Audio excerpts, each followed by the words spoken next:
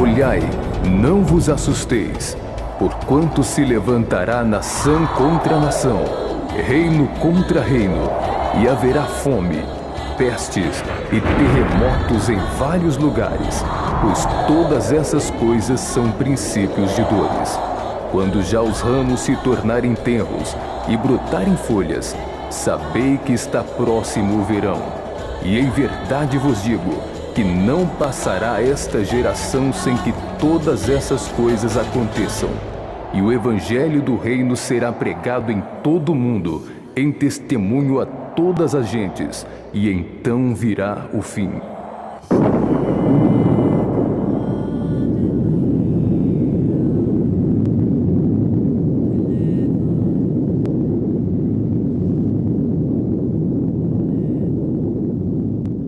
Muito bem, no capítulo 19 do livro do Apocalipse, você viu as bodas do Cordeiro, final da grande tribulação. Nesse período é quando existem as bodas do Cordeiro lá na glória. E após as bodas do Cordeiro, praticamente finalizados esses preparativos, nós vamos encontrar agora Jesus voltando, o seu retorno em glória, justamente para vir cumprir todas as profecias que nós encontramos no livro dos profetas relacionados à nação de Israel e o estabelecimento do seu reino na face da terra. E é justamente este ponto que nós queremos mostrar para vocês agora, o retorno de Cristo.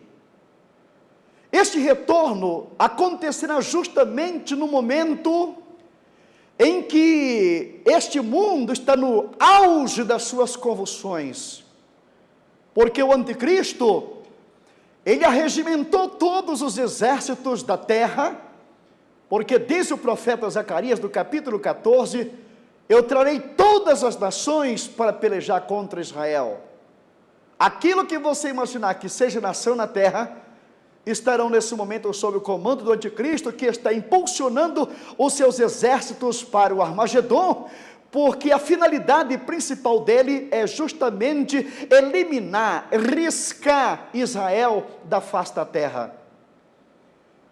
E nesse instante nós podemos observar o capítulo 14 de Zacarias, que eu gostaria que você abrisse nesse momento a sua Bíblia, para que nós pudéssemos observar o que diz aqui a palavra de Deus. Zacarias capítulo 14, porque eu ajuntarei todas as nações, diz aqui ele, para pelejarem contra Jerusalém. A cidade será tomada, as casas serão saqueadas, as mulheres forçadas, metade da cidade sairá para o cativeiro, mas o restante do povo não será expulso da cidade.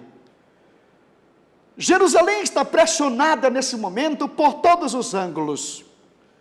Os exércitos do anticristo estão caminhando de uma maneira acelerada, com a ira, com ódio, porque é o povo de Deus. A luta do anticristo não é contra a nação de Israel propriamente dita, mas é contra o próprio Deus. Porque ele sabe que se riscar Israel da face da terra, ele está fazendo de Deus um mentiroso, porque Deus disse que guardaria o seu povo na face da terra. E eu quero que você observe que a Escritura Sagrada, que é a palavra de Deus, Deus vela pela sua palavra para cumprir. Jamais Israel será riscada daqui do mapa da terra. E justamente nesta hora, nesse auge, quando os conflitos estiverem arrojados contra o povo, saqueando a sua cidade, é nesse momento que Jesus Cristo, ele volta, justamente para livrar o seu povo e para estabelecer o seu reino na face da terra. No capítulo de número, veja só, 19, versículo 17, você vê aqui o retorno de Cristo em glória. Versículo 11, melhor dizendo: vi o céu aberto, e eis um cavalo branco, e o seu cavaleiro que julga e peleja com justiça. Imagine bem esta cena: o céu se abre, o colorido se torna precioso nesta hora, como se todos os raios do arco-íris se concentrasse naquele que está voltando, montando no cavalo branco, simbolicamente falando, e com ele quem? A sua igreja. Porque houve as bodas do Cordeiro, houve a união, o casamento, e agora Jesus Cristo volta com o noivo, ele volta das bodas, ele volta desse casamento, desta união que é indissolúvel, é Cristo e a sua igreja para todo sempre. Os seus olhos são chama de fogo, a sua cabeça há muito diademas, tem um nome escrito que ninguém conhece senão ele mesmo. Está vestido com manto tinto de sangue, e o seu nome se chama o Verbo de Deus. Você se lembra que João, quando declara que no princípio era o Verbo, e o Verbo estava com Deus, e o Verbo era Deus, e o Verbo se fez carne e habitou entre nós, e vimos a sua glória como a glória do unigênito do Pai, cheio de graça e de verdade? Pois agora está o Verbo voltando com poder e glória, para estabelecer aqui na face da terra, aquele que é o reino que Deus sempre quis com a humanidade, ele sempre desejou com a raça humana. E diz aqui ainda: e seguiam-no os exércitos que há no céu, montando cavalos brancos, com vestidura de linho finíssimo, branco e puro. E seguiam-no os exércitos que há no céu. Que esse exército que há no céu? Você se lembra que há 7 anos atrás, a igreja foi arrebatada, e se estabeleceu lá em cima aquele tribunal que começou a julgar aqui este mundo. E justamente neste exato momento, 7 anos depois, é quando Cristo retorna com este exército poderoso de santos que subiram. E você se lembra, no capítulo 6 dos 4 cavaleiros, que a igreja agora volta montando o cavalo branco ao lado de nosso Senhor e Salvador Jesus Cristo. Este será um momento potentoso, quando a glória eterna se abrir e Cristo voltar com poder e glória nesse instante com seus filhos e com seu povo que tanto lutou por ele e que morreu por ele, ressuscitou com ele e agora volta com ele. E diz aqui a Bíblia: saía da sua boca uma espada afiada, para com ela ferir as nações. Ele mesmo as regerá com cetro de ferro, e pessoalmente pisa o lagar do vinho, do furor da ira do Deus Todo-Poderoso. Ferir as nações, você se lembra em Zacarias capítulo 14, quando diz a Bíblia Sagrada, que ele traria todas as nações, e essas nações que estão agora arregimentadas pelo anticristo no Armagedon, são elas que nesse momento ele vai ferir essas nações, e ele mesmo as regerá com cetro de ferro, e pessoalmente. Não é ninguém, é Jesus Cristo que vem nesse momento na sua glória, ali em Armagedon, e só o esplendor da sua glória, o brilho do seu fulgor, fará com que esses adversários, eles sejam totalmente eliminados. Verifique aqui o que diz a Bíblia Sagrada: tem no seu manto e na sua coxa o nome escrito: Rei dos Reis e Senhor dos Senhores. Muitos do mundo já tentaram ser rei dos reis e senhor dos senhores, mas foram fulminados. Onde está o grande Alexandre o grande, que quis dominar o mundo com o poder bélico que ele possuía, o seu grande exército? Tanto acabou-se Alexandre, como o próprio império que ele da Grécia que ele comandava. Onde está Nero e o Império Romano, que tentou dominar o mundo com o seu poder do seu exército? Tanto Roma deixou de existir, como o próprio imperador César desapareceu do mapa. Onde está Hitler, que tentou dominar o mundo? E você sabe que tanto o nazismo se acabou, como o próprio Hitler, ele desapareceu. Mas só tem um que pode ser Rei dos reis e Senhor dos senhores. E este alguém se chama nosso Senhor e Salvador Jesus Cristo. Ele é Rei dos reis e Senhor dos senhores. Glorificado seja o seu nome para sempre. E é o que nós vemos ele vindo aqui com grande poder. Diz a Bíblia: então vi, versículo 17, estamos aqui no capítulo 19, o anjo posto em pé no sol, e clamou com grande voz, falando a todas as aves que voam pelo meio do céu: vinde, reuni-vos para a ceia de Deus. Reuni-vos para a ceia de Deus. É interessante que neste capítulo 19, e o versículo de número 9, há um convite para a ceia das bodas do Cordeiro. E quem vai participar da ceia das bodas do Cordeiro, nada mais, nada menos é de que a sua própria igreja. Mas aqui, no versículo de número 17, os convidados são as aves de rapina. Convidados não para a ceia do Cordeiro, mas para a ceia de Deus. E nesta ceia de Deus, os convidados são as aves de rapina. Você sabe que ceia é momento de festa, de regozijo, de alimentos gostosos. Pois bem, a ceia de Deus nesse momento é um convite às aves de rapina para participar de um banquete que eles nunca participaram em toda a sua existência. Você sabe que os abutres, aves de rapina, estão acostumados a comer sapo morto, camundongo morto, carne já em estado de putrefação, mas eles aqui agora são convidados para quê? Para comer o quê? Diz aqui: para que comais, versículo 18, carne de reis, carne de comandantes, carne de poderosos, carne de cavalo e seus cavaleiros, carne de todos, quer livres e escravos, tanto pequeno como de grandes.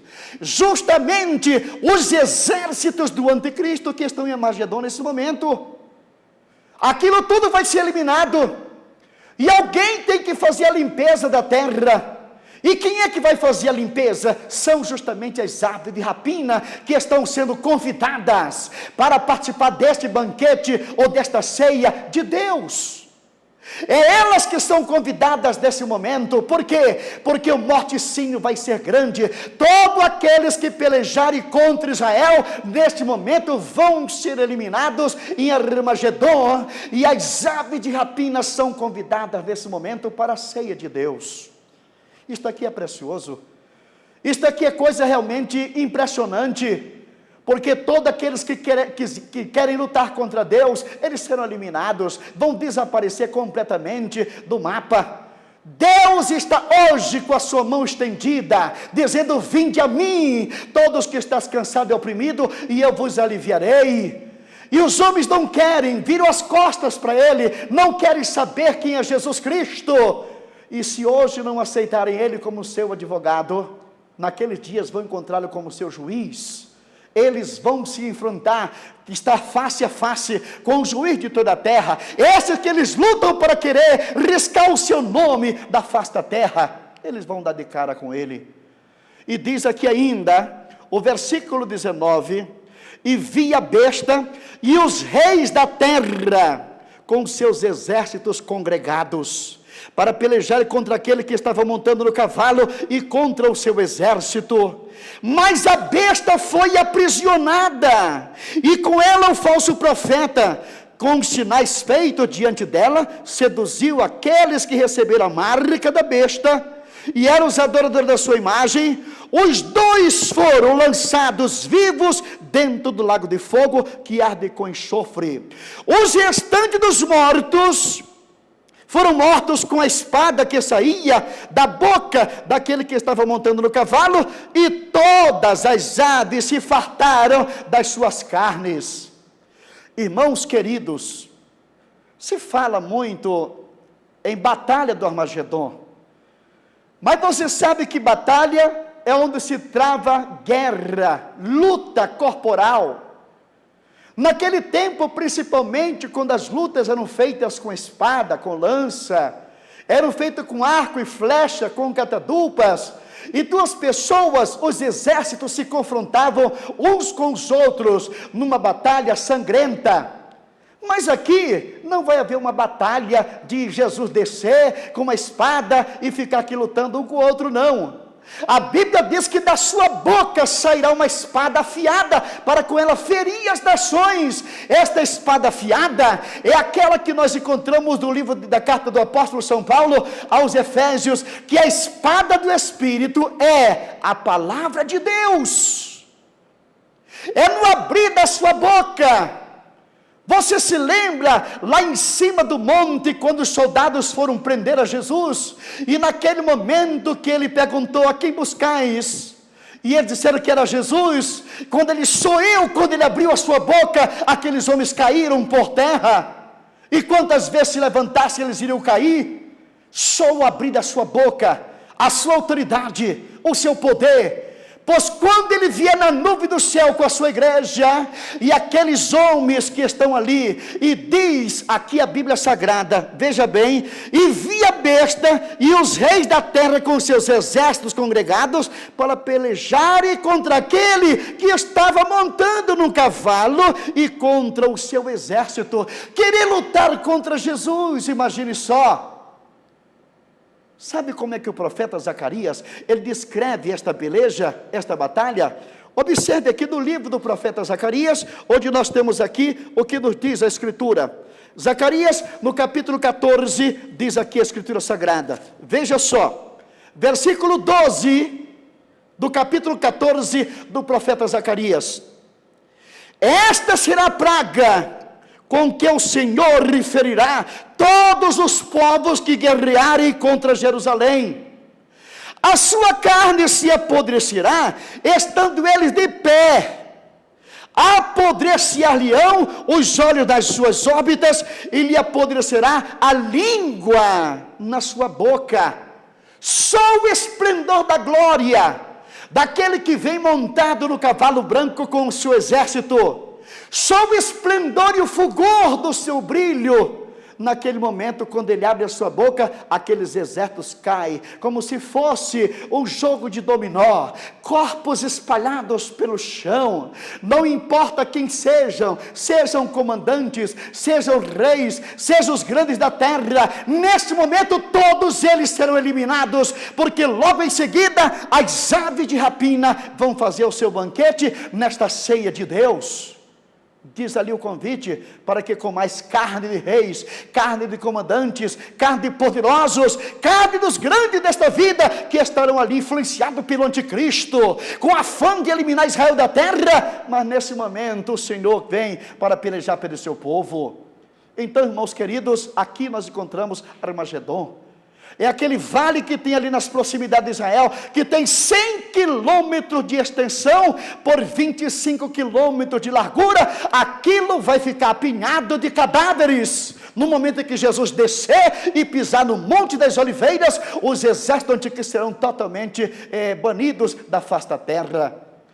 E diz aqui a Bíblia Sagrada, ainda no Apocalipse capítulo 19, veja o que diz aqui a Escritura: os restantes foram mortos com a espada que saía da boca daquele que estava montando no cavalo, e todas as aves se fartaram das suas carnes. O Deus não havia convidado as aves para a ceia? Então aqui está a ceia de Deus. Muito bem, mas existe aqui alguns adversários que não foram eliminados, que estão por trás dos bastidores, que não foram eliminados aqui nesse momento. E o capítulo 20, que eu peço que você abra nesse exato momento, ele vai tratar deste assunto. Verifique o que diz a Bíblia Sagrada. Então vi descer do céu um anjo. Ele tinha na mão a chave do abismo e uma grande corrente. Ele segurou o dragão, a antiga serpente, que é o diabo e Satanás, e o prendeu por 1000 anos. Neste capítulo 20, fala 6 vezes sobre a expressão milênio ou 1000 anos. 1000 anos. Satanás nesse momento é preso por 1000 anos, 1 milênio. Lançou no abismo, fechou e pôs selo sobre ele, para que não mais enganasse as nações, até se completarem os 1000 anos. Depois disto, é necessário que ele seja solto por pouco tempo. Alguns anos atrás, quando eu li esse texto bíblico aqui, que ele seja solto por pouco tempo, eu não entendi isto. Eu comecei a perguntar para Deus e para o seu Santo Espírito, que me mostrasse qual é a necessidade que tem deste elemento ser solto ainda. Aqui diz a Bíblia que é necessário que ele seja solto ainda por pouco tempo. E eu perguntava, meu Deus, por que é necessário este elemento ser solto ainda? Ele que está por trás das guerras que estão aí neste mundo afora, ele que está por trás do nazismo que persegue o povo de Deus na face da terra, ele que está por trás do infanticídio, do aborto, ele que está por trás do tráfico de drogas, ele que está por trás das quadrilhas de assaltantes violentos que matam à custa de valores insignificantes, ele que está por trás da destruição da família, ele que está por trás da miséria, da pobreza e da doença, ele que está por trás de tudo aquilo que se encontra nas mazelas desta vida. Diz aqui a Bíblia que é necessário. Deus, que necessidade tem deste elemento ser solto ainda? Por que ao prender já não prende ele de uma vez por todas? Você sabe o que foi que Deus me respondeu? Por que é necessário que ele seja solto ainda por pouco tempo? Nós vamos continuar aqui a nossa leitura e logo em seguida eu estarei lhe explicando por que é necessário que ele seja solto, aquilo que Deus nos respondeu. Olha o que diz aqui ainda no versículo 4. Vi também tronos, eu vi tronos, e nestes sentaram-se aqueles aos quais foi dada a autoridade de julgar. Vi ainda as almas dos decapitados por causa do testemunho de Jesus, bem como por causa da palavra de Deus, tantos quanto não adoraram a besta, nem tampouco a sua imagem, não receberam a marca na fronte e na mão, e viveram e reinaram com Cristo durante 1000 anos. João está fazendo aqui um retrospectivo. Vi tronos. Você se lembra no capítulo 4, quando ele viu aqueles 24 tronos e 24 anciãos, que representam a igreja sentada no trono com Cristo na sua glória? Pois ele está fazendo essa retrospectiva, porque aqueles que estavam ali naquele momento, que subiram, que participaram das bodas, eles estão descendo e vão sentar-se em tronos juntamente com Cristo para reinar aqui na face da terra. E também vi as almas dos que foram decapitados. Você se lembra dos rabiscos que ficaram? Os crentes que ficaram aqui na face da terra, que não subiram no arrebatamento, mas foram mortos pelo anticristo. E você viu na abertura do 5º selo as almas daqueles que foram decapitados, que estavam ali? Pois eles estão aqui agora ressurretos, participando da igreja, participaram das bodas do Cordeiro, e estão aqui de volta com o Senhor Jesus Cristo, porque eles vão também reinar com Cristo durante 1000 anos. Não aceitaram o número da besta, morreram pela fé, não se subjugaram aos seus caprichos, não entregaram a sua mão e nem a sua testa para marcar pelo anticristo, absolutamente não. Então nós observamos agora eles aqui reinando, que vem para reinar com Cristo. E diz aqui a Bíblia, na mão, e viveram e reinaram com Cristo durante 1000 anos. Glorificado seja o nome do Senhor. E diz aqui ainda a Bíblia, os restantes dos mortos não reviveram até se completarem os 1000 anos. Esta é a primeira ressurreição. Quem são estes restantes desses mortos que nós temos aqui? Todos os ímpios que passaram para a eternidade sem Cristo. Estes ímpios que estão no túmulo, eles vão continuar no túmulo. Desde o primeiro criminoso da história, até mesmo aqueles que morrerem durante o milênio, eles vão continuar no túmulo até o final do milênio, quando eles vão ressuscitar também, mas lá diante do trono branco, não mais perante Cristo, mas perante Deus, que vai julgar este mundo. Veremos mais adiante sobre o trono branco, mas diz aqui ainda a Bíblia Sagrada: bem-aventurado e santo é aquele que tem parte na primeira ressurreição. Sobre estes a segunda morte não tem autoridade, mas serão sacerdotes de Deus e de Cristo, e reinarão com ele 1000 anos. Bem-aventurado é você que vai participar da primeira ressurreição. A segunda morte, o que é a segunda morte? A primeira morte é a morte física, e a segunda morte é a morte espiritual. O que é a morte espiritual? É a separação do homem e Deus para todo sempre. Então, justamente nesse momento, diz aqui a Bíblia, bem-aventurado e santo aquele que tem parte da primeira ressurreição. Primeira ressurreição, que é dividida em 3 etapas, como você já observou. Primeiramente Cristo, lá 2000 anos atrás, e depois os que são de Cristo na sua vinda, que é o arrebatamento da igreja, e logo em seguida os rabiscos, que ficaram aqui na grande tribulação. Esses fazem parte ainda da primeira ressurreição, porque a segunda é a ressurreição da condenação. Então diz aqui, que esses não reviveram até se completar os 1000 anos, a saber, esta é a segunda morte. Então só vão ressuscitar no final do milênio aqueles que não aceitaram Jesus, aqueles que não quiseram receber ao Senhor. O apóstolo João também escreve isso no capítulo 5, versículo 29, onde nós temos ali uma separação entre a ressurreição dos crentes e a ressurreição dos ímpios, num espaço de 1000 anos, no mínimo, entre um e outro. Mas diz aqui a Bíblia Sagrada: quando, porém, se completarem os 1000 anos, Satanás será solto da sua prisão. Não foi dito lá no versículo 2, no versículo 3, que é necessário que ele seja solto por pouco tempo? Pois aqui está: quando, porém, se completarem os 1000 anos, Satanás será solto da sua prisão, e diz aqui a Bíblia, e sairá a seduzir as nações que há nos 4 cantos da terra, Gog e Magog, a fim de reuni-los para a peleja. O número desse é como a areia do mar, multidões que vão segui-lo. Marcharam então pela superfície da terra, sitiaram o acampamento dos santos e a cidade querida. Desceu, porém, fogo do céu e os consumiu. Diz aqui a Bíblia: acamparam da cidade santa querida, desceu, porém, fogo do céu e os consumiu. Nós vamos agora, nesse momento, esclarecer para você por que é necessário que Satanás seja solto por pouco tempo.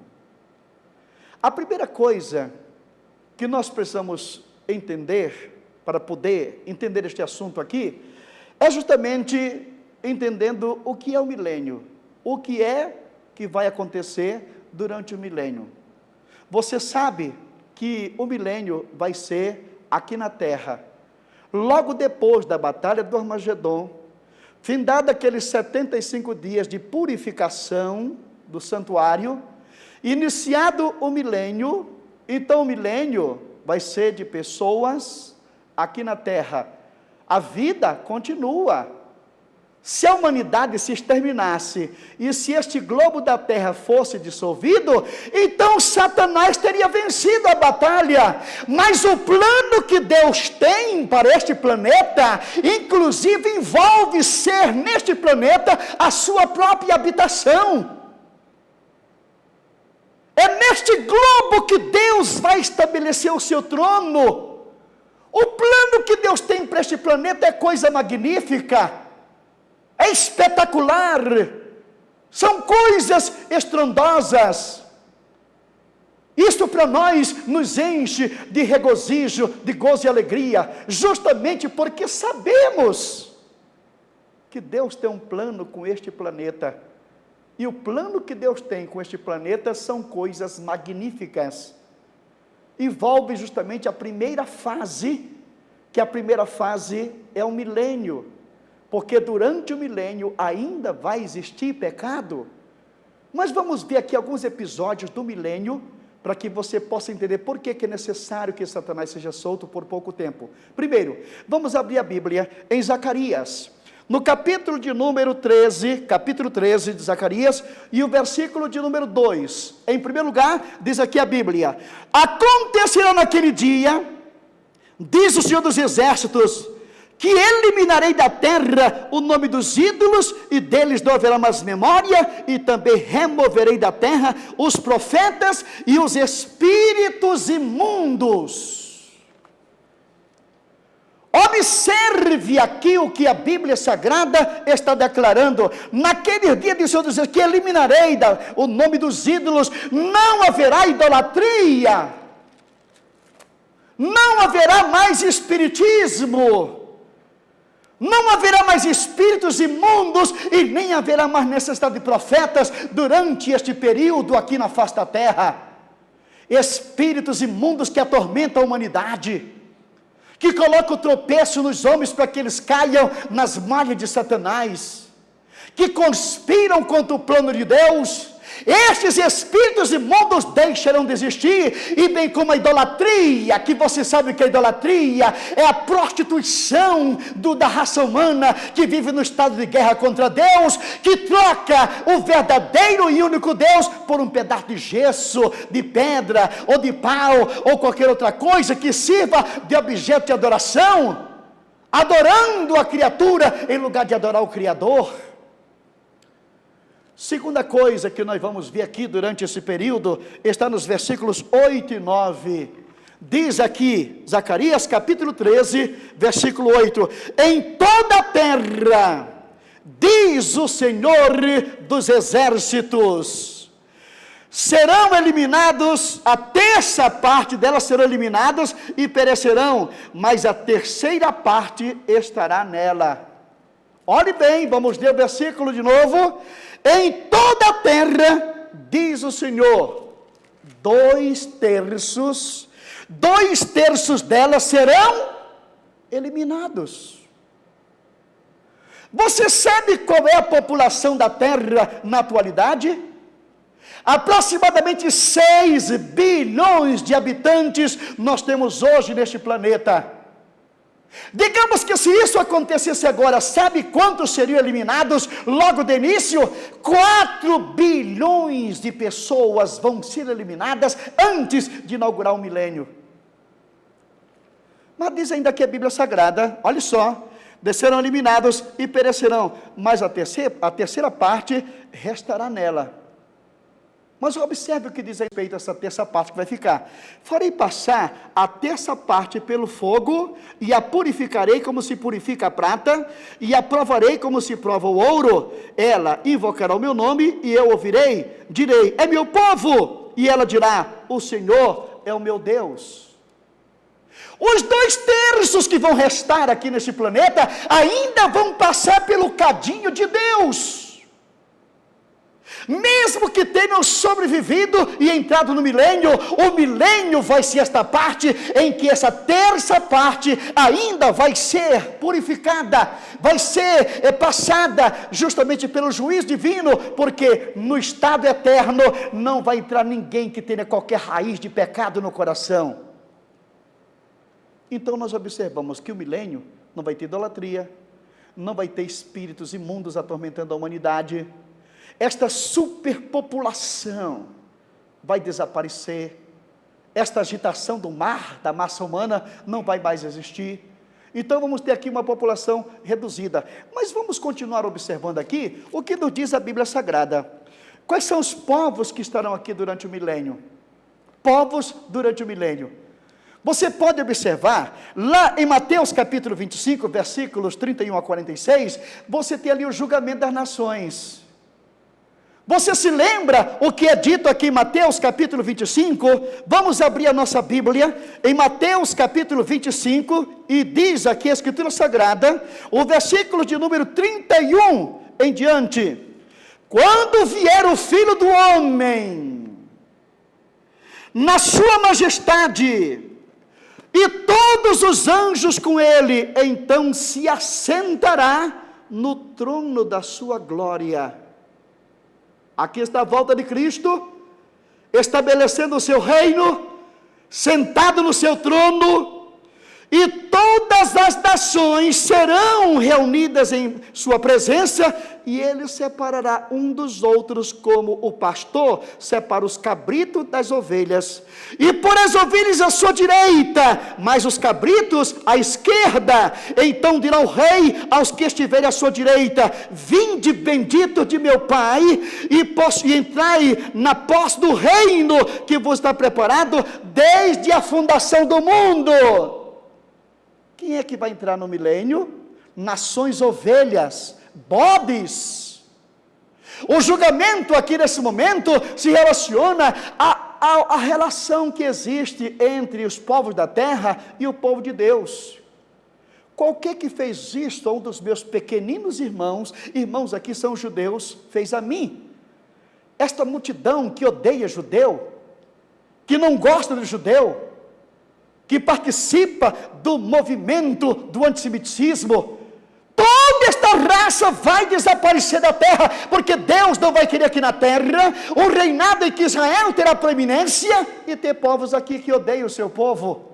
Então serão eliminados esses 2/3, ainda uma grande massa que vai ser eliminada, porque quantas pessoas que vão ainda escapar, que entrarão aqui no milênio, mas vão ser julgadas nesta hora, nesse período e nesta fase, antes de começar propriamente o milênio. Você vai observar ainda quais são os povos do milênio aqui na terra. Primeiro, as nações ovelhas. Segundo, os judeus. O povo judeu, Daniel capítulo 7, verifique aqui a Bíblia Sagrada. Vamos abrir em Daniel capítulo 7, veja o que Daniel diz aqui para nós. Versículo 13.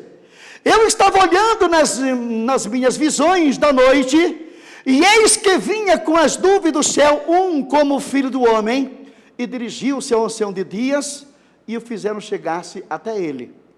Foi-lhe dado domínio, veja só, e a glória e o reino, para que os povos, nações, homens de todas as línguas, o servissem. O seu domínio é um domínio eterno que não passará, e o seu reino jamais será destruído.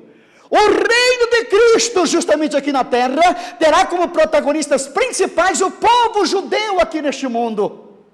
Cristo reinando e o povo de Israel numa fase áurea, onde todas as promessas divinas, elas estão sendo canalizadas aqui neste momento, justamente para este episódio tão precioso.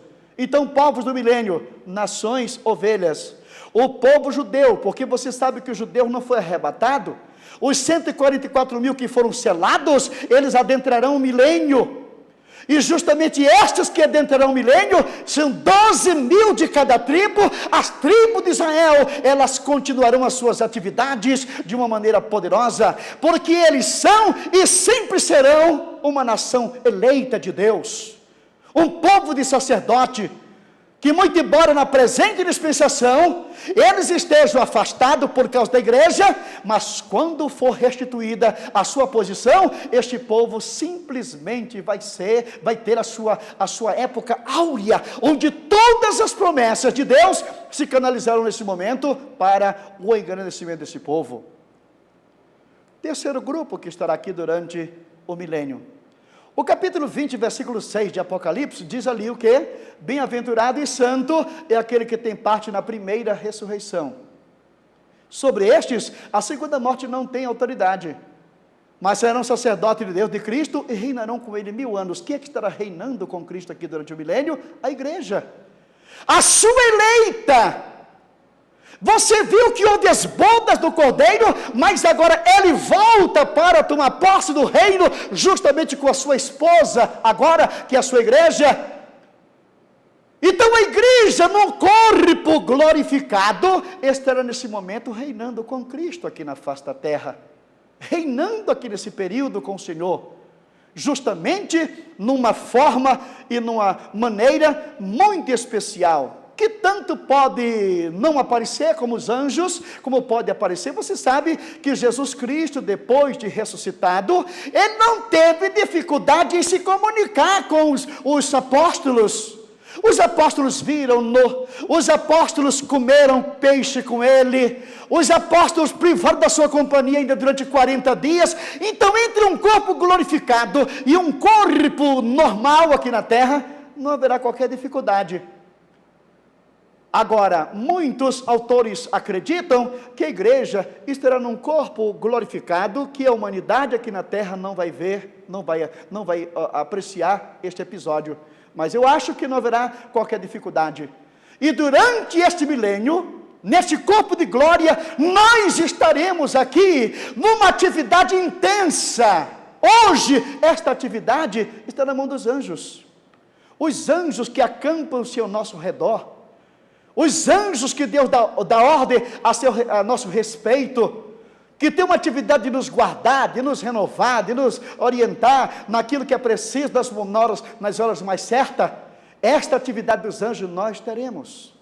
Eu me recordo agora, que alguns tempos atrás, eu fui convidado pela uma igreja lá no sul do Pará, na Transamazônica, para passar 3 dias com eles ali, fazendo um estudo da Palavra de Deus. Naquele tempo do plano cruzado, em que os aviões andavam superlotados, e você teria que estar praticamente 2 horas de antecedência no aeroporto, senão perdia a sua vaga. Naquele dia, eu tive uma reunião aqui em Campinas, e quando eu consegui me desvencilhar, já era meio-dia, e eu teria que estar 3 horas da tarde no aeroporto, e me desvencilhei meio-dia. Fui em casa, peguei minha maleta, não queria ir de carro para o aeroporto, porque deixar um carro 3 dias no estacionamento do aeroporto é um valor incrível. Peguei um ônibus, pensando em pegar o ônibus de Campinas. Naquele tempo não tinha essa empresa que faz direto para o aeroporto, eu teria que ir até a rodoviária, e da rodoviária pegar outro ônibus para o aeroporto. Aí segui. Quando o ônibus chegou, já era 1h15 da tarde. Quando eu peguei aquele ônibus, nunca vi aquele ônibus ele parar na estrada, e foi parando. Quando eu cheguei na altura de Jundiaí, que é o trecho intermediário de Campinas e São Paulo, que olhei para o relógio, não haveria possibilidade alguma de chegar no aeroporto naquele momento. Naquele instante eu fiz uma oração: Senhor, perdoa a minha negligência, mas eu não posso fazer mais nada, eu vou descansar em Ti. E naquele momento eu dormi literalmente. E quando deu 3 horas da tarde, que eu me acordei, o ônibus ia saindo da Avenida Anhanguera e entrando na Marginal do Tietê, em São Paulo. 3 horas, era a hora de eu estar no aeroporto, e não estar ali na Marginal naquele momento. Mas eu disse, eu vou aproveitar aqui ao máximo este ônibus, e quando chegar lá diante da Ponte das Bandeiras, eu vou descer. Quando ele for fazer a curva para ir para a rodoviária, eu desço ali e ver se pego um táxi, para ver se consigo chegar ainda em tempo lá no aeroporto. Desci do ônibus, fui para a Marginal. Naquele momento que eu fui descendo a rampa, um táxi ia passando, um táxi amarelo, novo, bonito, mas só que aquele carro ia com um passageiro, não tinha por que dar sinal para ele parar. Mas só que ele parou lá adiante, a uns 200 metros de onde eu estava.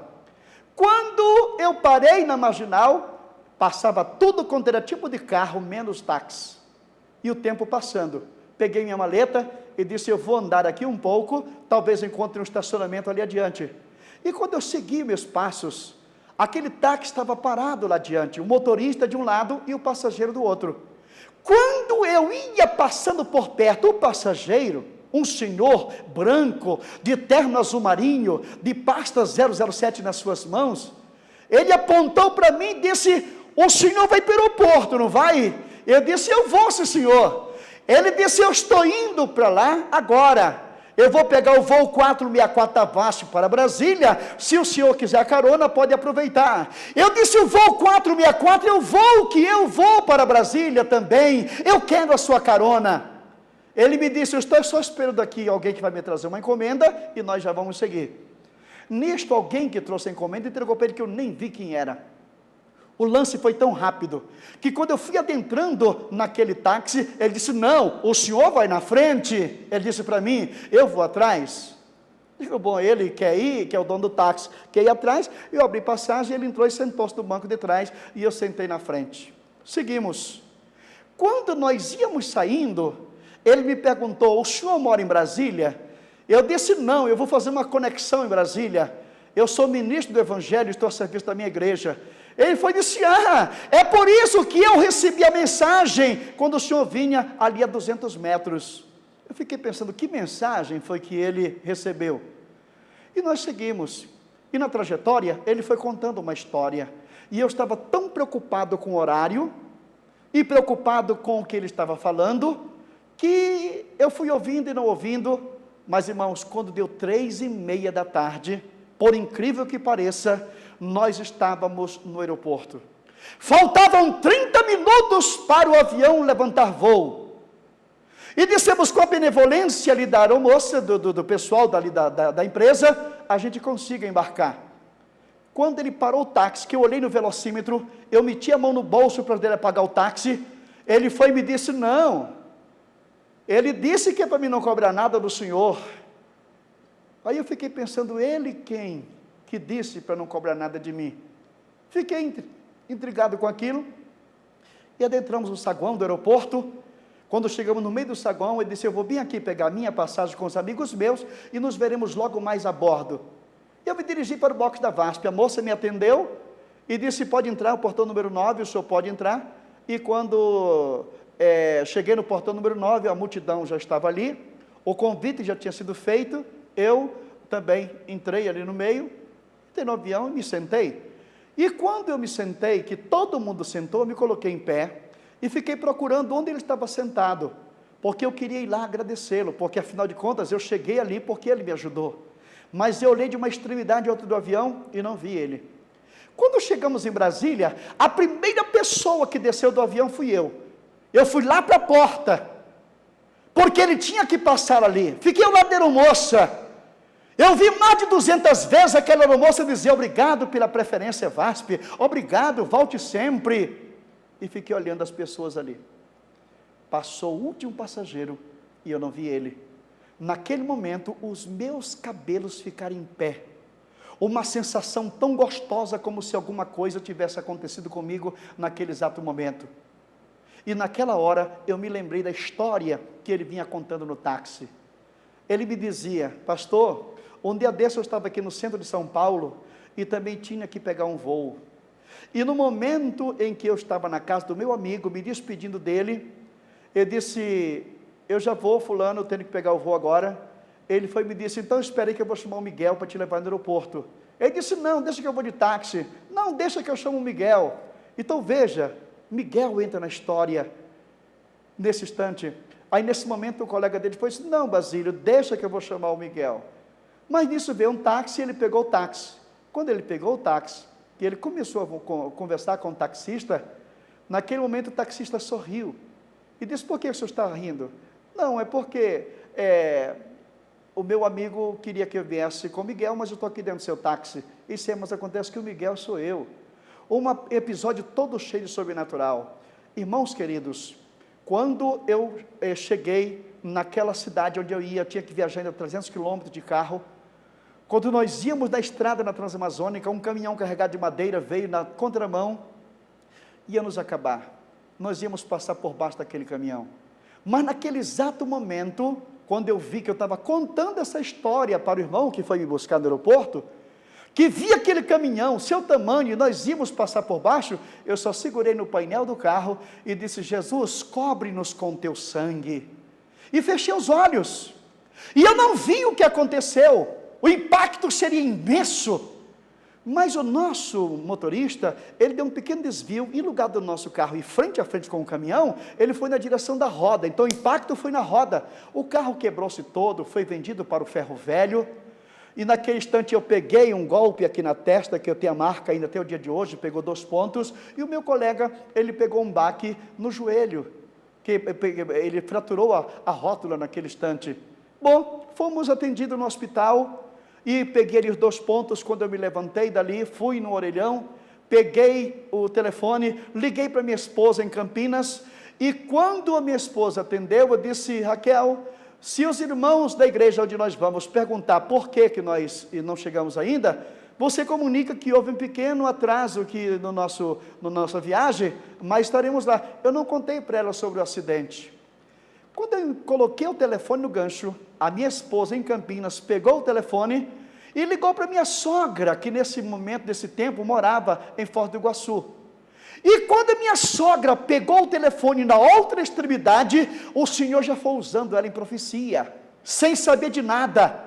O Senhor usou ela dizendo que Satanás havia armado uma cilada para ceifar a minha vida e a do meu companheiro, mas ele havia mandado o seu anjo para nos livrar da morte.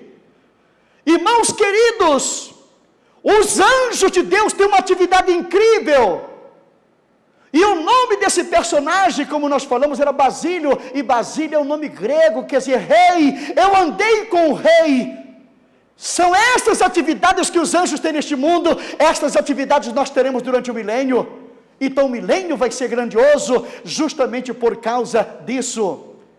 Mas alguns episódios com relação ao milênio. Vamos ver, diz aqui a Bíblia, que Satanás será preso por 1000 anos. E vindo do seu anjo, que tinha a chave do abismo e uma corrente e uma cadeia na sua mão. Ele prendeu o dragão, que é o diabo e Satanás, e ele foi preso naquele momento por 1000 anos. 1000 anos. Significa dizer que no milênio não tem o tentador, não tem espíritos malignos, não tem porque o homem dizer, foi o diabo que me tentou. Não, ninguém vai poder dizer isso. Porque se Satanás está preso, e se os demônios deixarem de existir na face da terra, então não há mais possibilidades de ser tentado por espíritos malignos, ou pelo próprio Satanás, porque está preso, e outros estão eliminados da face da terra. Então o homem vai poder viver em paz. Ele não vai mais poder colocar a culpa em ninguém, absolutamente não. Ele vai poder viver uma vida tranquila e pacífica. Satanás não tem mais por que incutir alguém para roubar, para assaltar, para matar e destruir, não, absolutamente não. Então este momento do milênio vai ser de gozo por causa disso. O segundo episódio, ou o terceiro episódio que nós temos aqui, primeiro, a igreja reinando com Cristo. Segundo, Satanás completamente banido da face da terra. E em terceiro lugar, a natureza vegetal sem maldição.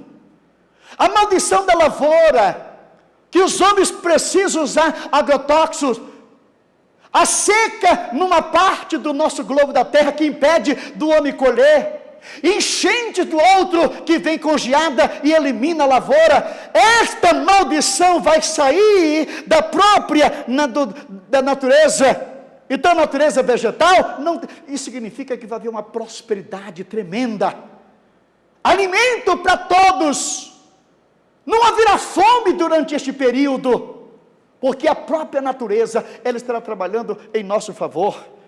No capítulo 8 de Romanos, o apóstolo São Paulo diz assim, porque para mim eu tenho por certo, que as aflições do tempo presente, não são para se comparar com a glória que em nós há de ser revelada, porque a ardente expectação da criação, aguarda a manifestação dos filhos de Deus, porque a criação ficou sujeita à vaidade, não por sua vontade, mas por causa daquele que a sujeitou. Então aqui está o pecado, a maldição vai ser banida da terra. Então nós encontramos assim que a prosperidade, a alimentação, a abundância para todos. Em quarto lugar, o reino animal livre da ferocidade. Livre da ferocidade. O que faz os animais ser ferozes? É a maldição que pesa sobre a natureza. É o pecado que campeia no mundo. Às vezes você assiste aqueles documentários, quando você vê aquele leão, ou aquela chita correndo atrás de um antílope, você fica aqui torcendo para o antílope sair, mas infelizmente ele cai nas garras daquele leão, ou daquela onça, e pronto, ali elimina. Esta ferocidade, ela vai desaparecer do globo da terra. Diz a Bíblia Sagrada, em Isaías, no capítulo 11, E morará o lobo com o cordeiro, no versículo 6, diz assim, 11:6 de Isaías. E o leopardo com o cabrito se deitará, o bezerro e o filho do leão e o animal cevado andarão junto, e o menino pequeno os guiará. A vaca e a ursa pastarão juntas, seus filhos se deitarão juntos, e o leão comerá palha com o boi. E brincará a criança de peito sobre a toca do áspide, e a desmamada colocará sua mão na cova do basilisco. Não se fará mal e nem dano algum em todo o meu santo monte, porque a terra se encherá do conhecimento da glória do Senhor. Aleluia! A terra se encherá do conhecimento da glória do Senhor, como as águas elas cobrem o mar. Ou seja, o mundo inteiro vai ser banhado pelo conhecimento desta glória. Não se fará mal e nem dano algum em todo o meu santo monte, porque a terra se encherá do conhecimento da glória do Senhor. E diz em Isaías 65:25, o lobo e o cordeiro se apacentarão juntos, o leão comerá palha com o boi, e pó será comida da serpente. Não farão mal nem dano algum em todo o meu santo monte, diz o Senhor. Você está observando aqui por que o milênio vai ser bom? Esta ferocidade animal, que não está apenas no animal, mas também no próprio homem, que mata pelo prazer de matar, o animal ainda mata porque ele precisa comer, isso tudo vai desaparecer da terra. E diz ainda que a Bíblia, que a humanidade estará em paz e grande prosperidade. Zacarias, no capítulo 8, verifique aqui o que diz a Escritura Sagrada, versículos 1, Isaías capítulo 2 e o versículo 4. E ele julgará entre as nações, repreenderá muitos povos, porque Jesus é que está reinando aqui no milênio, e estes converterão sua espada em enxadas, e as suas lanças em foice. Uma nação não levantará espada contra a nação, nem se aprenderá mais a guerra. Não haverá guerra, destruição, morte, homens bomba, que estão por aí destruindo a raça humana, isto vai deixar de existir. Esses sequestros que você observa na atualidade, esse suborno que existe todo, isso tudo vai desaparecer. Uma nação não vai mais gastar mais dinheiro com equipamento bélico, com armamento nuclear, com exércitos bem preparados. Todas as nações gastam fortunas incríveis para manter o seu exército, mas durante o milênio, isso não vai ser mais necessário, porque não teremos guerra aqui nesse tempo. E temos ainda no livro do profeta Isaías, capítulo 65, versículo 20, não haverá mais dela criança de poucos dias, nem velho que não cumpra os seus dias, porque o menino morrerá de 100 anos, porém o pecador de 100 anos será amaldiçoado. A longevidade vai voltar. O homem vai poder voltar a viver 500, 600, 700 anos. E diz aqui a Bíblia ainda, Isaías 65:21, edificarão casas e as habitarão, e plantarão vinhas e comerão do seu fruto. Não edificará para que outros habitem, não plantarão para que outros comam, porque os dias do meu povo será como o dia da árvore, e os meus eleitos gozarão das obras das suas mãos. Não trabalharão debalde, não terão filhos para perturbação, porque são a posteridade bendita do Senhor, e os seus descendentes estarão com eles. E será que antes que clame, eu responderei, estando eles ainda falando, eu os ouvirei. Edificarão e habitarão. Um dos maiores problemas que nós temos hoje é um problema de habitação. Os homens lutam para possuir a sua casa própria, e quando entram muitas vezes num sistema financeiro, vão passar a vida inteira pagando o imóvel, mas aqui durante o milênio habitarão nas suas próprias residências. Esses aglomerados que você está vendo aí, estas grandes metrópoles, esses tumultos que você está vendo, diz a Bíblia que o mar já não existe, essa agitação da humanidade, ela vai deixar de existir. Então nós observamos que os homens se aglomeram, tudo no lugar só, vem tudo para um lugarzinho, e depois quando não tem mais espaço, faz aquele negócio comprido, e começa a morar um em cima do outro, e depois descreve lá embaixo, é difícil. É difícil viver neste mundo, nestas circunstâncias. É difícil viver na face da terra, nessas condições. Mas diz aqui ainda a Bíblia Sagrada, o planeta estará livre de poluição e abundância de alimentos. Diz aqui o profeta Ezequiel no capítulo 47 e o versículo 6. E disse-me, viste isto, filho do homem? Então levou-me e me fez voltar para a margem do rio. E tendo eu voltado, eis que a margem do rio havia uma grande abundância de árvores de um e de outro lado. Então disse-me, estas águas saem para a região oriental, descem ao deserto, entram no mar, sendo levados ao mar, as águas tornar-se-ão saudáveis, e será que toda criatura vivente, que passar por onde quer que entrasse este rio, viverá. Haverá muitíssimo peixe, porque lá chegarão estas águas, e serão saudáveis, e viverá tudo onde quer que entre este rio. Será também que o pescador estarão em pé junto dele, desde Engedi até Englaí. Haverá lugar para estender as redes, os seus peixes, segundo a sua espécie, será como os peixes do mar grande e muito excessivo. Mas, diz aqui a Bíblia Sagrada, abundante de alimento. Diz o profeta Isaías, que aquele que semeia, ele vai ser seguido daquele que ceifa.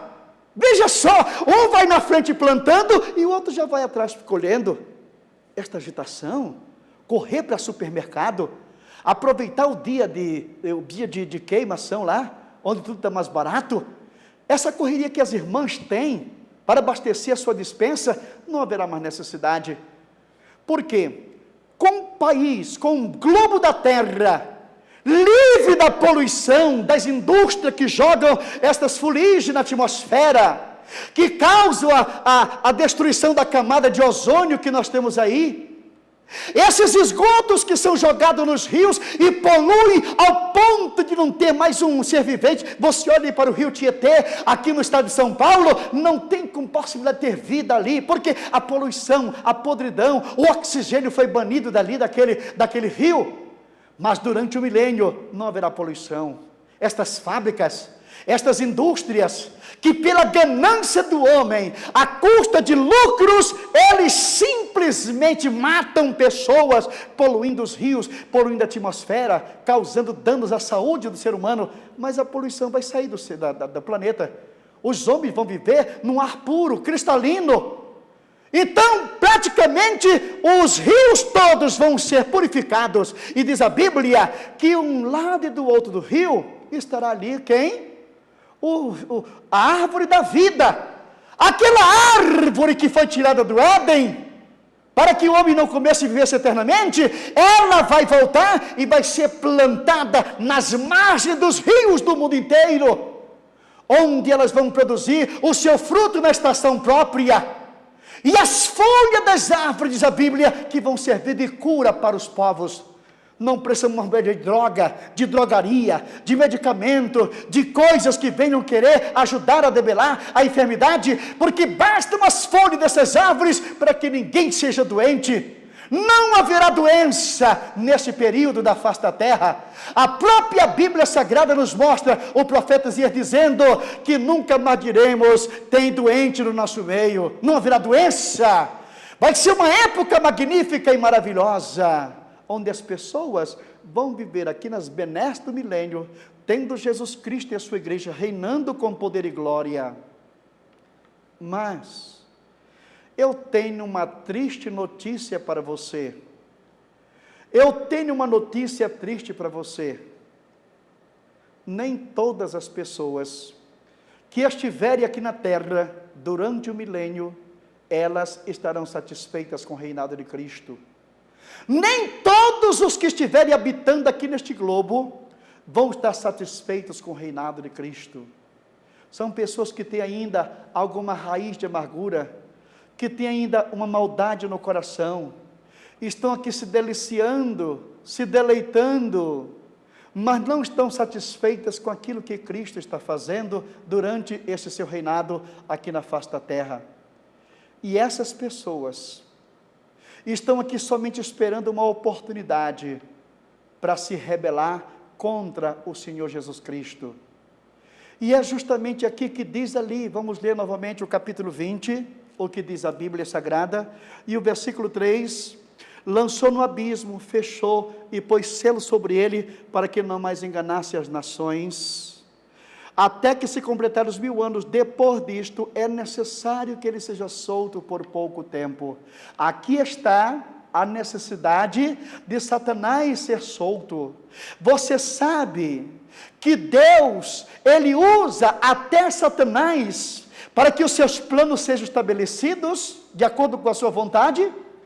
Deus não usa somente homens, anjos, mas o próprio Satanás é usado, e nesse momento, quando ele é solto, diz o versículo 7, quando porém se completarem os 1000 anos, Satanás será solto da sua prisão, sairá a seduzir as nações que há nos 4 cantos da terra, Gog e Magog, a fim de reuni-los para a peleja. Justamente neste período, quando Satanás é solto, estas pessoas que não estão satisfeitas com o reinado de Cristo, vão acompanhar ele. Ele vai servir de chamariz para essas pessoas que não estão satisfeitas com o reinado de Cristo aqui na terra. São pessoas que têm maldade, que têm malícia, que têm ainda revolta dentro de si, mas nesta hora, esta grande massa acompanha Satanás, e quando acompanham ele, diz aqui a Bíblia qual é o seu objetivo principal, versículo 9, marcharam então pela superfície da terra, sitiaram o acampamento dos santos e a cidade querida, desceu porém fogo do céu e os consumiu. Desceu porém fogo do céu e os consumiu, ou seja, toda aquela raça. Você se lembra o que Deus falou lá em Zacarias? Que a terça parte ainda vai passar justamente pelo crivo, e aqui está, os que sobraram, os que ficaram, são aquelas pessoas que são puras, são santas, que não têm malícia, que não têm qualquer pecado, que não têm qualquer maldade, que não têm qualquer rebeldia. Estas pessoas é que vão sobrar nesta rebelião final de Satanás, e os que acompanharam ele serão totalmente banidos. Diz aqui o trecho bíblico, o diabo, o sedutor deles, foi lançado para dentro do lago de fogo e enxofre, onde já se encontra não somente a besta, mas também o falso profeta, e será atormentado de dia e de noite pelos séculos dos séculos. Pronto, aqui está praticamente o ato final, Satanás lançado no abismo, no fogo, no lago de fogo, que é a segunda morte, e com ele todos os seus assessores nesta hora. A terra descansa, a terra repousa, não tem mais maldade, não tem mais malícia, não tem mais ferocidade, não tem mais maldição na lavoura, não tem mais guerra, um momento de paz, de gozo precioso. Essas pessoas que restaram desta rebelião final, que não tem nenhuma maldade, nenhuma malícia, que não tem nenhuma raiz de pecado, elas estão nesse momento iguais a Adão e Eva antes da queda. Você se lembra como era o estado da inocência, cristalina, sem pecado, sem malícia, sem maldade? Pois aquela época, ela volta agora, com um novo céu, com esta nova terra, que Deus tem, onde o homem vai poder habitar tranquilo e em paz, sem perturbação nenhuma. O plano que Deus tinha lá no Éden com o homem, vai voltar agora, porque os planos de Deus não podem ser frustrados. Glorificado seja o seu santo, excelso e precioso nome. Você entende isso? Muito bem. Então, praticamente, nós chegamos a um ponto culminante da história da raça humana, onde nós podemos observar com toda clareza que o plano de Deus, que não pode ser frustrado, se cumpre cabalmente e à altura, de acordo com ele tem planejado. Mas ainda existe um episódio para que se possa, depois do milênio, entrar no estado eterno. No estado eterno.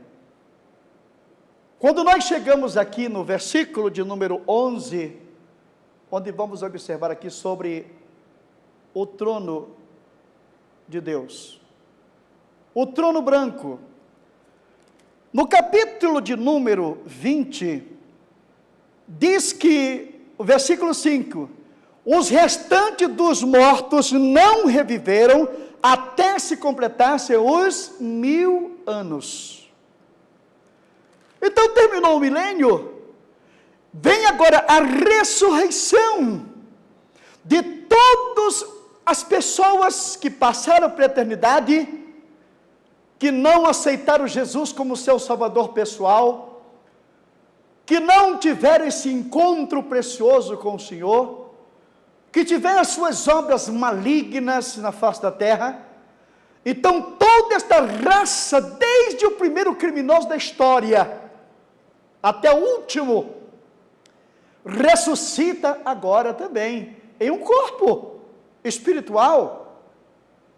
Assim como a igreja ressuscitou num corpo espiritual glorificado, de honra, este grupo agora também ressuscita com um corpo ressuscitado, mas para desonra. O capítulo de número 20, versículo 11, mostra como vai ser este episódio. Vi um grande trono branco, e aquele que nele se assenta, de cuja presença fugiu a terra e o céu, e não se achou o lugar para eles. Quando Deus deu a lei para Moisés, lá no deserto, ele disse: Moisés, os céus e a terra eu tomo por testemunha contra vós. Ou seja, naquele momento Deus estava chamando o céu e a terra como testemunho de que Deus estava dando a sua lei para eles. Por que Deus chamou a terra e o céu como testemunha? Porque digamos que se houvesse uma apostasia no mundo, no universo, de maneira universal, que alguém pudesse dizer: nós nunca ouvimos falar disso, o Senhor chamaria essas duas testemunhas, a terra e o céu, que estiveram presentes quando Ele entregou a lei a Moisés. Mas agora não é preciso. Diz a Bíblia que a terra e o céu desapareceram. É o trono de Deus, e toda a raça humana que não terá desculpa alguma para dizer: eu estou aqui imerecidamente. Vi também os mortos, grandes e pequenos, postos em pé diante do trono. Então se abriram os livros. Ainda outro livro, o livro da vida, foi aberto, e os mortos foram julgados segundo as suas obras, conforme o que se achava escrito no livro. Deu mar os mortos que nele estavam, a morte e a lei entregaram os seus mortos que nele havia, e foram julgados um por um, segundo as suas obras. Então a morte e o inferno foram lançados para dentro do lago de fogo. Esta é a segunda morte, o lago do fogo. E se alguém não foi achado escrito no livro da vida, esse foi lançado para dentro do lago de fogo. Impressionante este episódio. Meu Deus, quantas pessoas já passaram por este globo da terra. Quantos homens e quantas mulheres. Aqui pequenos e grandes, não se refere a criancinhas. Porque você sabe que a criança, ela está guardada debaixo da proteção divina. Jesus disse: deixai vir minhas criancinhas, porque das tais é o reino dos céus. Mas nós podemos observar exatamente aqui nesta hora, quando grandes e pequenos, ou seja, os dignitários das nações, os grandes homens, e também aqueles que um dia foram subordinados, nesse momento ressuscitam perante o trono de Deus, e diz aqui a Bíblia que serão julgados um por um. Quantas pessoas? Multidões que já passaram por este globo e passaram pela eternidade sem Cristo, vão ressuscitar. Diz aqui a Bíblia que o mar vai dar conta dos seus mortos, a terra e o mar darão conta dos seus mortos. Ou seja, quem morreu afogado, quem morreu queimado, quem está transformado em pó, nesse momento ressuscita perante aquele que está sentado no trono, e serão julgados um por um, segundo as suas obras. E aquele que não foi achado escrito no livro da vida, esse foi lançado para dentro do lago de fogo. É justamente o Padre Vieira que mostra um quadro impressionante de como vai ser esse julgamento. Que aqui de um lado estarão todos os cardeais da terra, ali estarão todos os papas do mundo, ali estão todos os governantes, ali estão todos os magistrados da terra, ali estão todos os políticos, e diz a Bíblia, homens que o mundo inteiro não cabia a eles, como Alexandre o Grande, como Hitler, como Nero, que o mundo não cabia a eles, vão caber num espaço de 20 centímetros por 20 centímetros, no meio daquela multidão incrível, e serão julgados um por um. Alguém quer se desculpar, mas assim como nós temos o videotape de uma história, de um episódio, de um acontecimento, você pode imaginar, Deus tem tudo isso guardado, e nesta hora é exposto para aqueles que quiserem se justificar. Você ouviu ou não ouviu? Ouviu. Então não tem desculpa, apartai-vos de mim para o fogo eterno, preparado para o diabo e seus anjos. Mas aquele que não foi achado inscrito no livro, porque esses que não foram achados escrito, não adianta nem procurar, porque não estão ali. São homens ímpios, corruptos, maus, cruéis, que viram Deus falar o tempo todo, testemunhos em todas as partes. Os céus proclamam a glória de Deus, o firmamento testifica das obras das suas mãos. Homens que trocam um Deus verdadeiro por uma teoria de uma evolução. Homens que preferem aceitar a teoria de uma evolução, de que aceitar pela fé que o nosso Deus criou tudo isso do nada. Homens que trocaram Deus por os seus ídolos, homens que viveram uma vida dissoluta, que não quiseram, que pisaram na lei de Deus, que não quiseram saber dos seus ensinamentos, agora estão aqui num espaço tão curto, tão pequeno, e sendo julgados. Capítulo 21, mudamos nesse momento de episódio, de cenário, e vamos verificar agora coisas realmente impressionantes que nós teremos, porque aqui foi dado praticamente a solução, terminou. Quem tinha de ser julgado foi julgado, quem tinha de desaparecer, desapareceu, quem estava com um problema de pecado no coração, esse foi lançado para dentro do lago de fogo. Restou agora quem? Deus, Cristo, sua igreja e o seu povo, que vão viver para sempre. E vamos ver o que diz aqui a Bíblia Sagrada. Vi um novo céu e uma nova terra, pois o primeiro céu e a primeira terra passaram, e o mar já não existe. Vi um novo céu e uma nova terra, diz aqui a Bíblia Sagrada.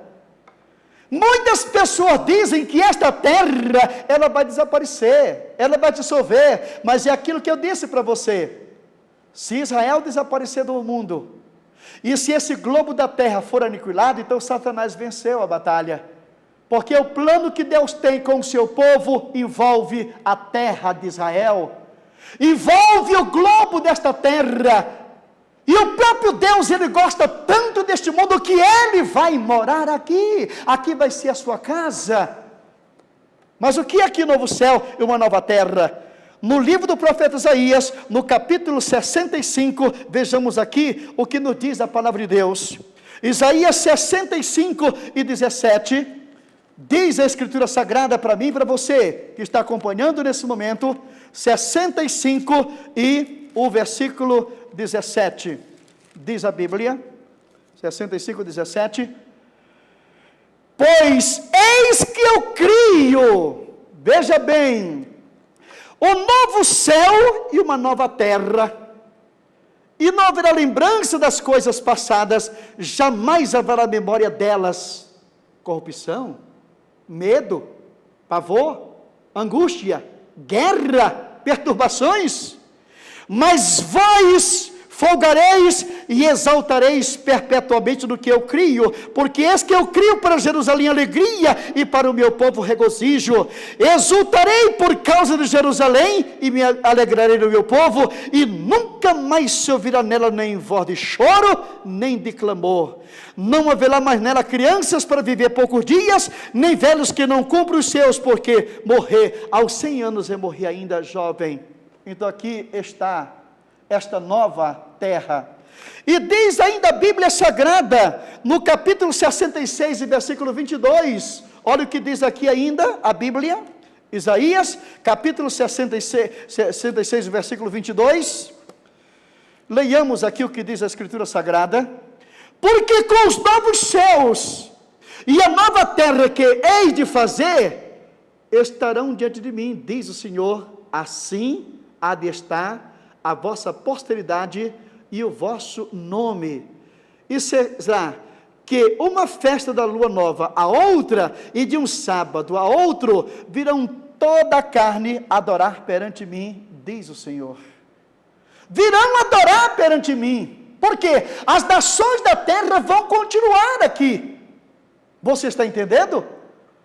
Olha o que o profeta Zacarias, ele fala a respeito deste episódio que nós temos aqui. Zacarias, no capítulo de número 14, diz a Escritura Sagrada, versículo 16: todos os que restarem de todas as nações que vierem contra Jerusalém, subirão de ano a ano para adorar o Rei, o Senhor dos Exércitos, e para celebrar a festa da Páscoa. Onde é que vai celebrar a festa da Páscoa? Em Israel, em Jerusalém. Então esse novo céu e uma nova terra, é porque o pecado vai ser banido do universo. Hoje nós não vemos o céu, porque o pecado não deixa, mas quando o pecado for banido, nós vamos ver a esfera espiritual, não haverá qualquer dificuldade nisso. Vi ainda a cidade santa, a nova Jerusalém, que descia do céu da parte de Deus, ataviada como noivo, adornada para o seu esposo. Vi a cidade santa, veja bem, ele fez um novo céu, uma nova terra, e nós temos agora uma cidade santa, a nova Jerusalém. E esta nova Jerusalém, onde é que ela estará estabelecida? Onde é que ela vai estar? O livro do profeta Isaías, no capítulo 2, abra a sua Bíblia Sagrada comigo nesse momento. Isaías, o capítulo 2, versículos 2 em diante, veja o que diz aqui a Bíblia. Nos últimos dias acontecerá que o monte da casa do Senhor será estabelecido no cimo dos montes e se elevará sobre os outeiros, e para ela afluirão todos os povos. Irão muitas nações e dirão: vinde, subamos ao monte do Senhor e à casa do Deus de Jacó, para que nos ensine os seus caminhos e andemos pelas suas veredas, porque de Sião sairá a lei e a palavra do Senhor de Jerusalém. Ali está, no cume dos montes, justamente esta cidade santa que desce da parte de Deus e paira sobre os montes de Jerusalém. Você está entendendo? A santa cidade não vai ficar como um satélite feito à lua, não. Não vai ficar desaparecido do globo da terra, não, porque os povos da terra vão ter que ir lá ano a ano para receber a lei e o conhecimento do Senhor. Observe ainda o que nos diz aqui a Bíblia Sagrada. Então ouvi grande voz vinda do céu, dizendo: eis o tabernáculo de Deus com os homens, Deus habitará com eles, eles serão o seu povo, e Deus, o Deus será com eles. Veja o que diz aqui: Deus habitará com eles.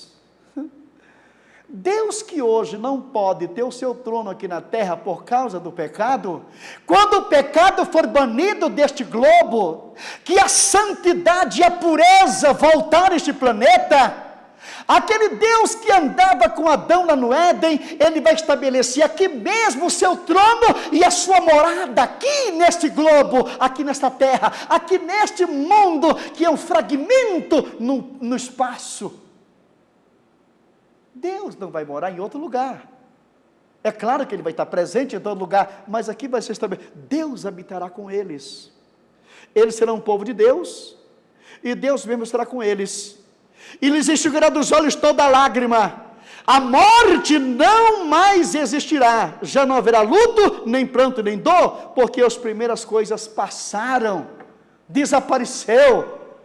É uma nova época. É um novo amanhecer, é um novo horizonte, onde o próprio Deus estará presente aqui neste mundo. Mas diz a Bíblia que covardes, incrédulos, abomináveis, versículo 8, assassinos, impuros, feiticeiros, idólatras, mentirosos, a parte que lhes cabe será o lago de fogo, porque na habitação de Deus vai estar reinando no lugar onde Deus vai estar, com a sua noiva e com o seu povo Israel, não vai haver mais violência, não vai haver mais nada disso. Mas observe aqui o que diz a Bíblia Sagrada, no capítulo 21, que eu estou falando, o versículo 9. Então veio um dos 7 anjos, que tem as 7 taças, cheia dos últimos 7 flagelos, e falou comigo dizendo: vem, mostra-te-ei a noiva, a esposa do Cordeiro. Quem é a noiva? Quem é a esposa do Cordeiro?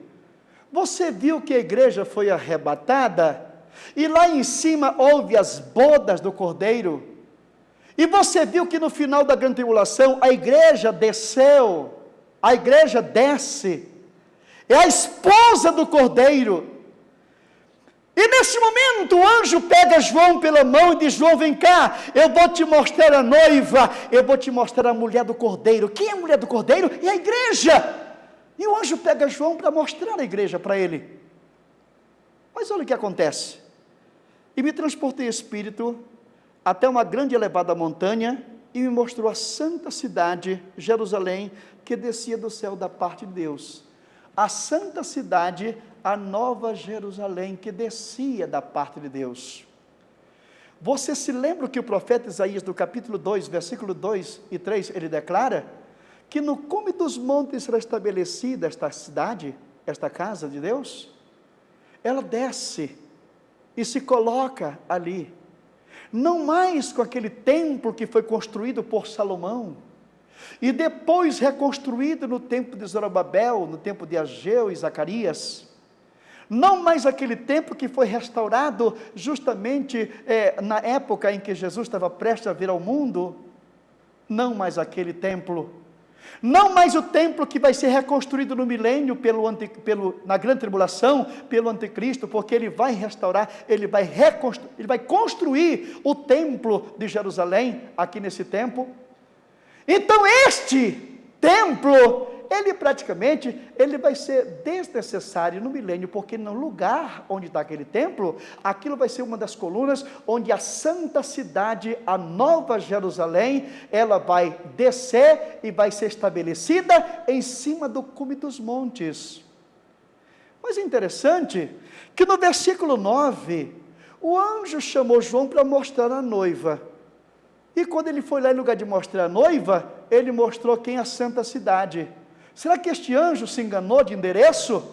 Ou enganou João? João, eu vou te mostrar a igreja, e quando chegou lá mostrou foi uma cidade? E esta cidade que está ali em cima, que desce da parte de Deus, não, irmão querido, ele não se enganou. É porque a noiva do Cordeiro e a santa cidade, a nova Jerusalém, é a mesma coisa.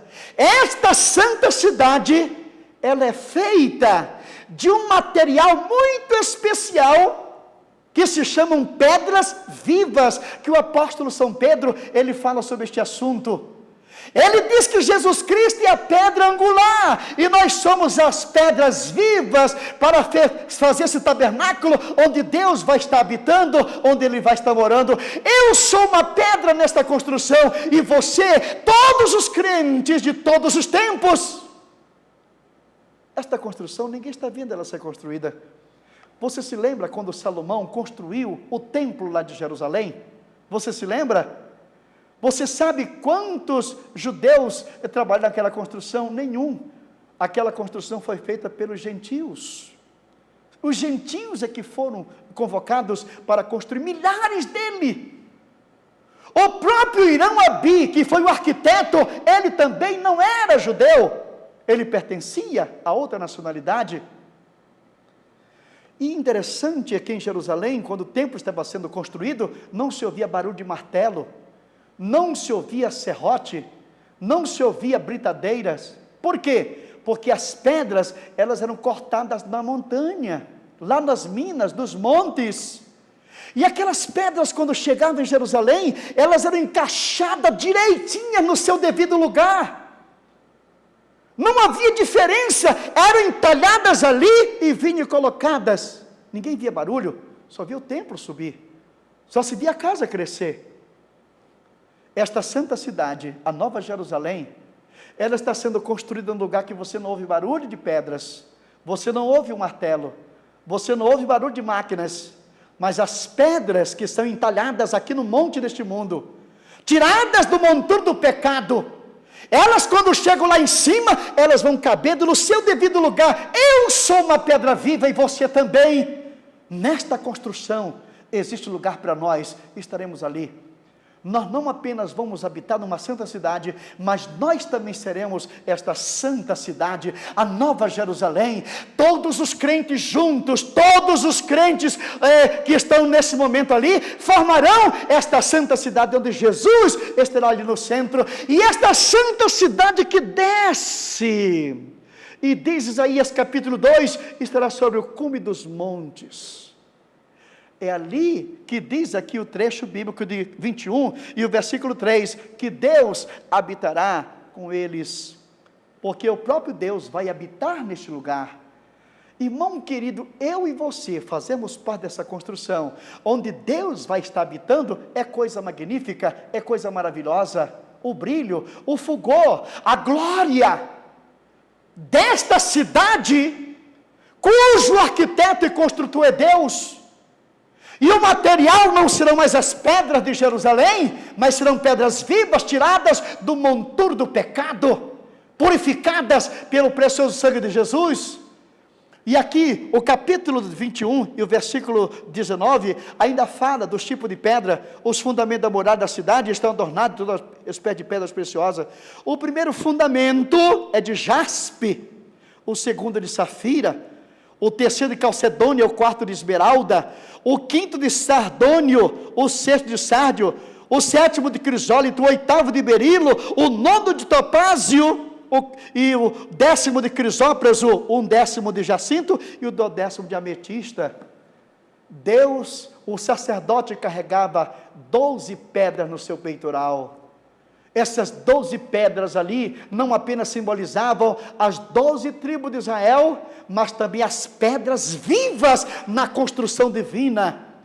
Esta santa cidade estará em cima do cume dos montes. É dali que sairá a lei e o conhecimento do Senhor, de lá de Jerusalém.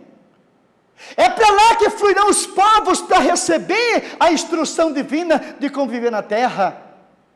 A Bíblia diz que todas as nações da terra terão que mandar o seu representante de ano a ano para adorar o Senhor.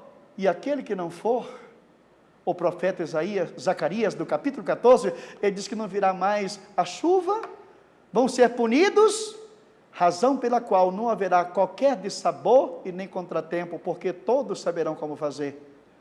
Irmãos queridos, estamos caminhando para este episódio, estamos chegando a esse momento especial. Quando estava vendo esse episódio aqui, eu digo, Deus, eu sou uma pedra que vou ficar nessa construção. Acontece que nós somos pedra viva, não uma pedra de argamassa presa àquela pedra. Inclusive, alguns tempos atrás, estudando um pouco de astronomia, verificava a distância que existe no espaço, o mundo que tem por aí afora, o nosso pequeno globo com 12 mil quilômetros de diâmetro, em comparação com o Sol, que é uma estrela de quinta grandeza, que tem 1.380.000 quilômetros de diâmetro. E o Sol de quinta grandeza, imagine ser de Magalhães, que é de primeira grandeza. Números, o mundo infindos que estão por aí. E eu perguntava, verificando os astrônomos, quando contam que de uma constelação para outra, tem 50 milhões de anos-luz, tem 200 milhões de anos-luz. E eu perguntava, Deus, por que o Senhor fez uma coisa dessa tão bonita, tão grande, tão maravilhosa, e jamais o homem vai poder chegar ali? Então Deus falou comigo dizendo, meu filho, num corpo glorificado não haverá dificuldade, você pode ir para onde você quiser, a hora que você quiser, não haverá mais problema dessa natureza, mas o nosso ponto está com Cristo. Isto é melhor, isso é impressionante, isto é magnífico, é isto que eu anseio, é isto que eu aguardo, é isto que eu espero, é isto que nós lutamos para alcançar, e temos a plena certeza que este dia magnífico, quando esta santa cidade descer, nós estaremos ali com Cristo, e Deus habitando com o seu povo, naquele lugar tão precioso e tão magnífico. Capítulo 22, os versículos de número 15 ou 16, que diz o seguinte: diz aqui, Jesus, enviei o meu anjo para vos testificar estas coisas às igrejas. Eu sou a raiz e a geração de Davi, a brilhante estrela da manhã. Foi ele que mandou que essas coisas fossem comunicadas. Para você que tem essa esperança, se purifique cada vez mais. Para você que anseia este dia, se guarde da corrupção do mundo e se mantenha separado para Deus. Então diz ele aqui, o Espírito e a noiva dizem, vem. Ou anseio, ou anelo, ou desejo precioso, isto aqui será o fim de todas as mazelas. Aquele que ouve, diga, vem. Vocês estão me ouvindo? Então diga, vem. E quem quiser, e aquele que tem sede, venha. Sede de quê? Sede desse potentoso momento. Sede de ver o Rei. Sede de estar com Ele para sempre. Aquele que tem sede, diga, venha. E aquele que quiser, receba de graça da água da vida. O profeta Isaías, no capítulo 55, ele disse, vinde, comprai sem dinheiro e sem preço, vinho para o seu próprio consumo. É sem dinheiro, é sem preço. Venha e beba de graça da água da vida. No capítulo 25, na parábola das 10 virgens, aquelas que ficaram sem azeite, você se lembra que as prudentes disseram, ide aos que compram, aos que vendem e comprai. Irmão, salvação não se compra. Estão vendendo por aí. Estão oferecendo. Estão barganhando. Então você que quer ficar aqui nesse mundo, então vá para os que vendem e compre o que ele tem. Porque para Deus não existe isso. Venha e receba de graça da água da vida. A salvação é de graça. Se é de graça, eu não tenho por que pagar. Quando alguém te dá um presente e você quer saber qual é o preço, você está afrontando aquela pessoa. Quando alguém te dá um presente e você quer pagar, você está desafiando aquela pessoa. Então a salvação é de graça, você não tem por que pagar, e além de tudo você não tem com que pagar, porque não há possibilidade. E o versículo número 20 diz ainda, aquele que dá testemunho destas coisas, diz, certamente venho sem demora, amém, ora vem Senhor Jesus. A vinda de Jesus se aproxima, irmãos. Aquele que disse que vem, virá e não tardará. A Bíblia diz que ele virá como ladrão. Não existe nenhum recado para o arrebatamento. Existem muitos sinais para a consumação dos séculos, para o fim dos tempos. Como diz a própria Bíblia, que este evangelho do reino, ele será pregado em testemunho a todos os povos, tribos, línguas e nações, e então virá o fim. Fim é uma coisa e arrebatamento é outra. Se nós estamos tratando aqui de sinais do tempo do fim, significa que a igreja, ela vai ser tirada da terra antes. Então, se os sinais do tempo do fim estão aí, imagine o arrebatamento. Imagine esta hora que todos nós aguardamos.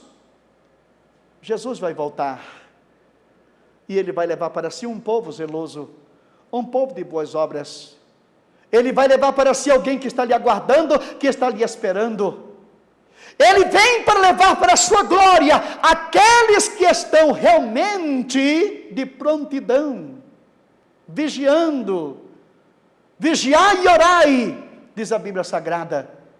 E nós não queremos perder este momento de forma alguma. Nós não queremos perder este acontecimento de maneira nenhuma. Nós queremos estar a nossa vida no altar, com nossos olhos bem abertos, com a nossa mente alerta, para que o mundo não nos engane. Diz a Bíblia que aquele que ama este mundo, o amor do Pai não está nele. Aquele que ama este mundo constitui-se inimigo de Deus. Então, não permita que as atrações desta vida te prendam, te segurem. o tempo que você gasta com coisas fúteis que não levam a lugar nenhum, porque eu te declaro que este mundo não tem futuro. O futuro deste mundo é o fogo e a destruição. E por que perder tanto tempo com ele, com coisas que não vão levar a lugar nenhum?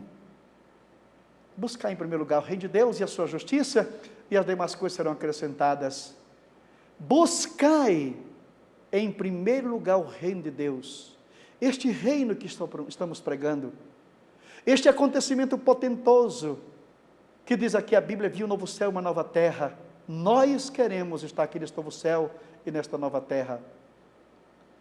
Irmãos e amigos, por que eu prego escatologia? Por que eu prego a Bíblia Sagrada? Eu prego a escatologia porque 28% da Bíblia é só escatologia. Eu prego escatologia porque Deus quer que você conheça as coisas que vão acontecer. Se isto aqui não fosse para ser pregado, não estaria na Bíblia, mas ela vem como um brado de alerta, para que você não seja pego de surpresa e fique aqui neste mundo. Eu prego a escatologia, não para lhe infundir pavor ou medo, não, absolutamente não, mas para despertar você do sono, da indolência, e volte correndo para os braços do Pai, e possa dizer comigo e com milhares que estão dizendo: ora vem, Senhor Jesus. E a graça de nosso Senhor Jesus Cristo, o amor de Deus nosso Pai, a comunhão e a consolação do Espírito Santo, seja com todo o povo de Deus, agora e sempre. Amém e amém. Senhor Jesus, muito obrigado por esses momentos, que Tu nos permitisse meditar na Tua palavra. Eu te suplico nesta hora que o Senhor abra o coração e os olhos dos meus queridos ouvintes, para que não sejam pegos de surpresa quando este dia chegar, porque nós aguardamos a Tua volta a qualquer momento, em nome de Jesus que nós te oramos, hoje e para sempre. Amém e amém. Amém. Deus abençoe.